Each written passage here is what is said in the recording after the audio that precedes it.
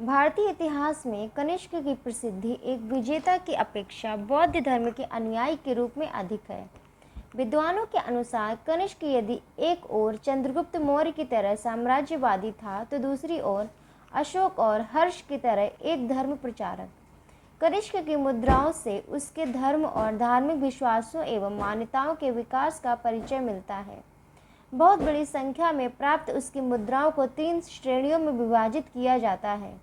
उसकी पहली कोटि की मुद्राओं में सूर्य, हेलियोज और चंद्रमा, मयो आदि यूनानी देवताओं के चित्र अंकित हैं।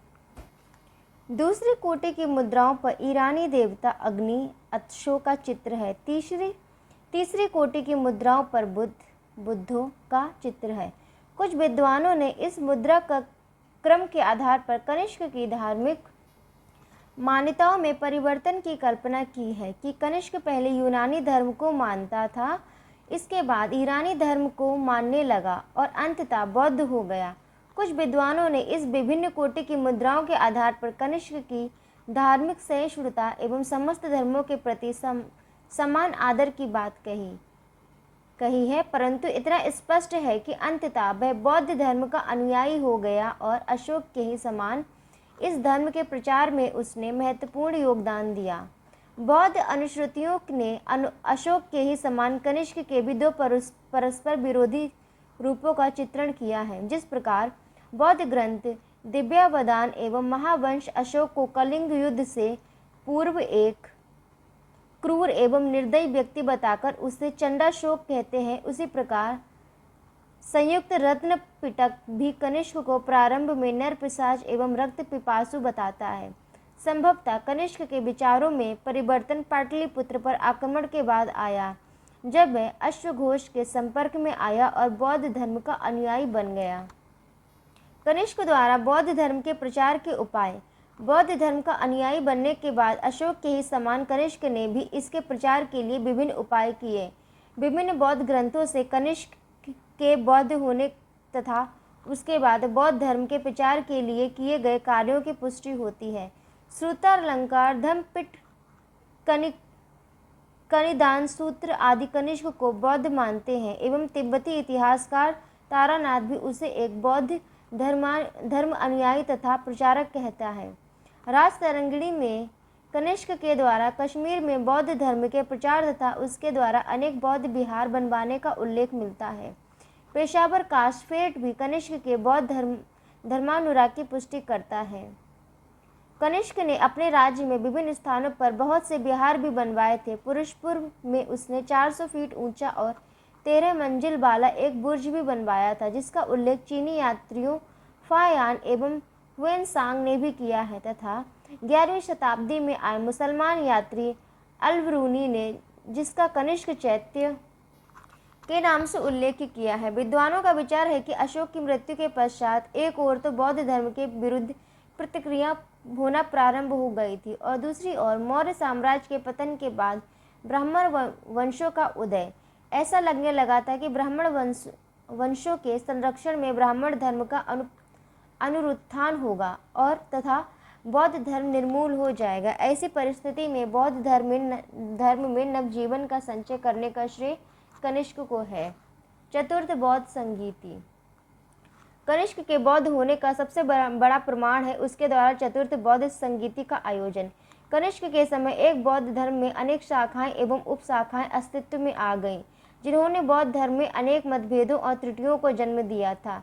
इन मतभेदों से चिंतित होकर और इनके निवारण के दृष्टिकोण से ही कनिष्क ने बौद्ध संगीति का आयोजन किया था। इस संगीति के आयोजन स्थल के संबंध में विद्वानों में मतभेद है। कुछ के अनुसार यह कश्मीर में कुंडलवन में हुई और कुछ के अनुसार पंजाब के जालंधर शहर में, परंतु अधिकांश विद्वानों ने कश्मीर को ही अधिक मान्यता दी है, क्योंकि हुएनसांग जो जालंधर गया था ने उसे संगीति का आयोजन स्थल नहीं बताया है।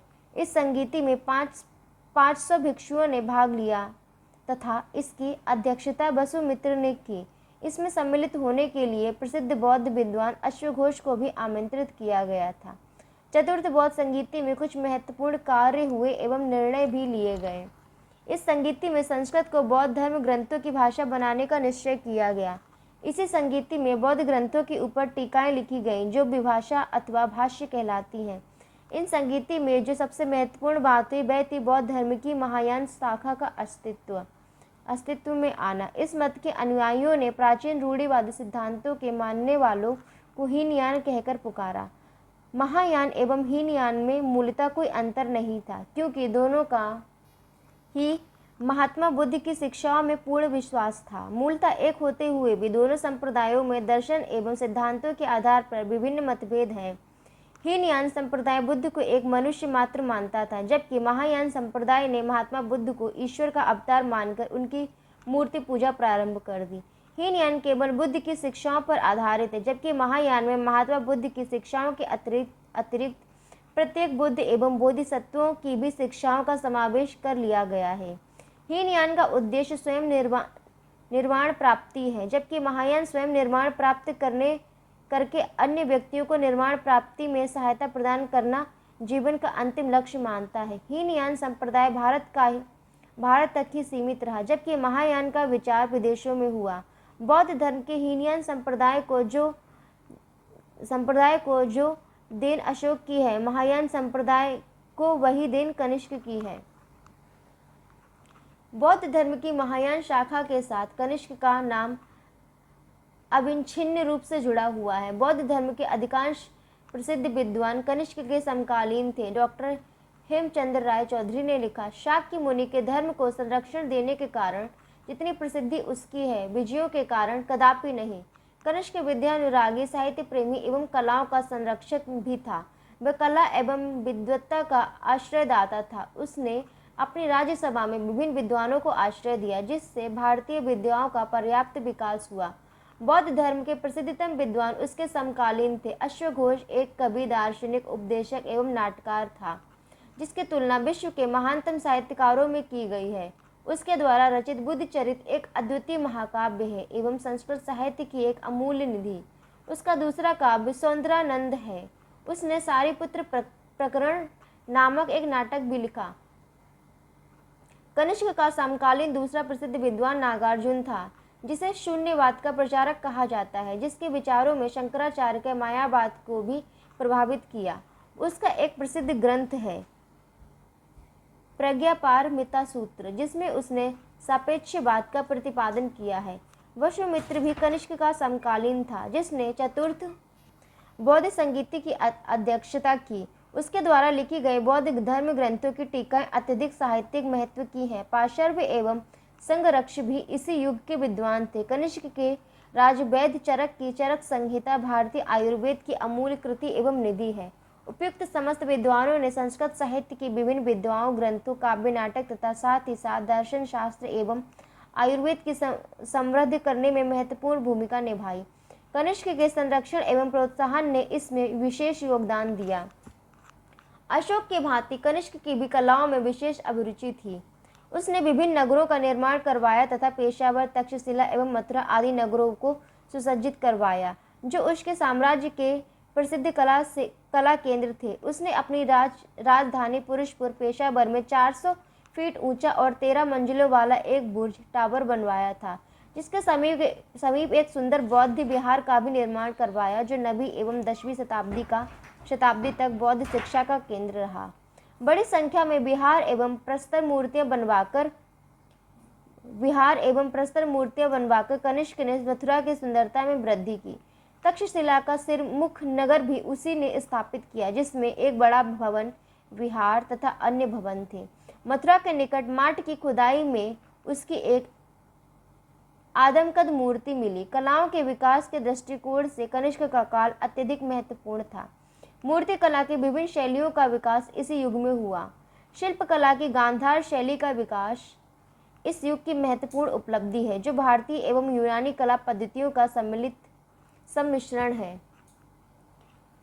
महात्मा बुद्ध की मूर्तियां सर्वप्रथम इसी शैली में बनना प्रारंभ हुई। कनिष्क के समय में स्थापत्य, मूर्ति कला एवं चित्रकला का विकास विभिन्न स्तूपों, विहारों एवं अजंता गुहा चित्रों में परिलक्षित होता है। व्यापारिक उन्नति। कुषाणों, विशेष रूप से कनिष्क के समय में व्यापार एवं वाणिज्य की विशेष उन्नति हुई। इसका एकमात्र कारण यह था कि कुषाण साम्राज्य से होकर उस समय के दो प्रमुख राजमार्ग उत्तरापथ और रेशम मार्ग सिल्क रूट गुजरते थे। इन मार्गों से होने वाले व्यापार तथा व्यापारियों से कुषाण शासन को बड़ी आय होती थी। इस युग में भारत का रोम तथा मध्य एशिया के साथ व्यापार काफी उन्नत अवस्था में था।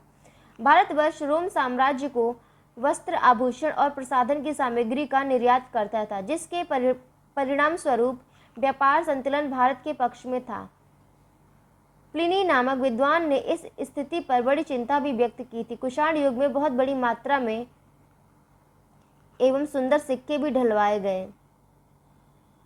कनिष्क ही वह पहला सम्राट था जिसके समय में भारतीय टकसाल में पहली बार रोमन प्रणाली पर सुंदर स्वर्ण मुद्राएं बनना प्रारंभ हुई। उसके शासनकाल की बहुसंख्य मुद्राएं उपलब्ध हैं। इस प्रकार कनिष्क एक महान विजेता ही नहीं था, वरन एक धर्मानुरागी, विद्यानुरागी एवं कलाप्रिय शासक भी था। उसके समय में न केवल साम्राज्य का ही विस्तार हुआ, वरन कलाओं की भी अभूतपूर्व प्रगति हुई। यद्यपि मौर्यों के पतन के पश्चात का काल राजनीतिक विश्रृंखलता का काल माना जाता है, परंतु कलाओं के विकास के दृष्टिकोण से यह युग महत्वपूर्ण था। इसमें कनिष्क का योगदान विशेष रूप से सराहनीय है।